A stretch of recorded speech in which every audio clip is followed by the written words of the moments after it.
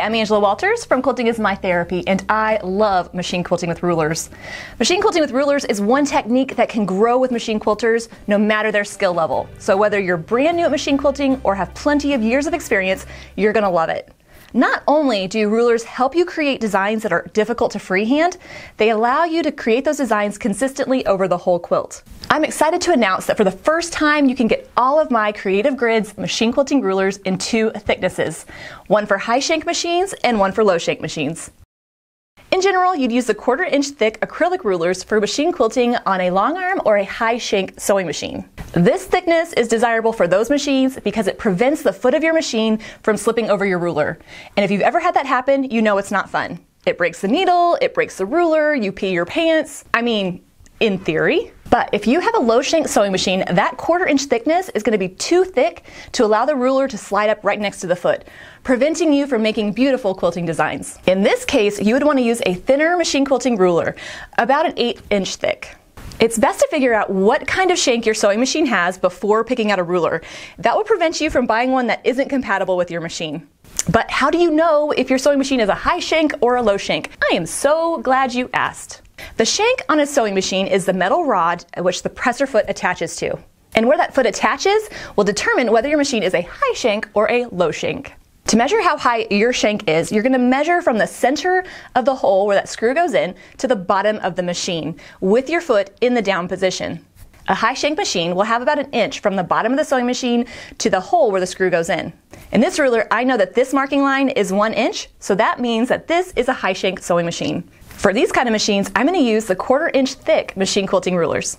On a low shank machine, the distance between the hole where that screw goes in and the bottom of your machine will be about 1/2 inch.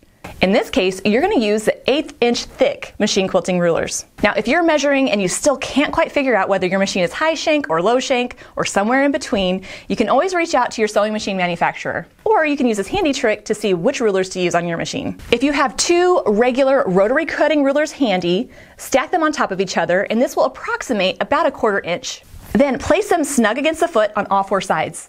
If you can touch the rulers to that foot on all 4 sides, that means you can use the 1/4 inch thick acrylic rulers. If you can't, that means you should go with the low shank rulers. But once you've figured out what kind of machine you have, then it's time to decide which ruler to get. In this video, I'm going to show you how to use the Elvira ruler. Elvira is a curvy, fun ruler that can create a lot of different designs. The needle stops on both ends allow you to quickly quilt a repeating design.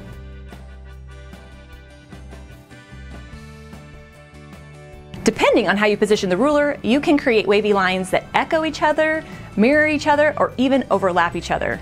Or use your reference marks here to create some continuous curved design in 2 inch squares. And if the quilt you're working on isn't perfect for wavy lines, quilt along the top or the bottom to create a scalloped effect. Elvira is perfect for machine quilters that want to quilt waves or that want a little help creating those consistent, continuous curved lines.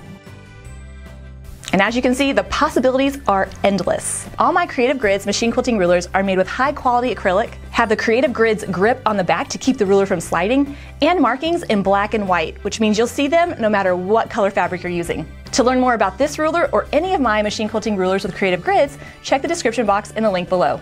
Happy ruler quilting!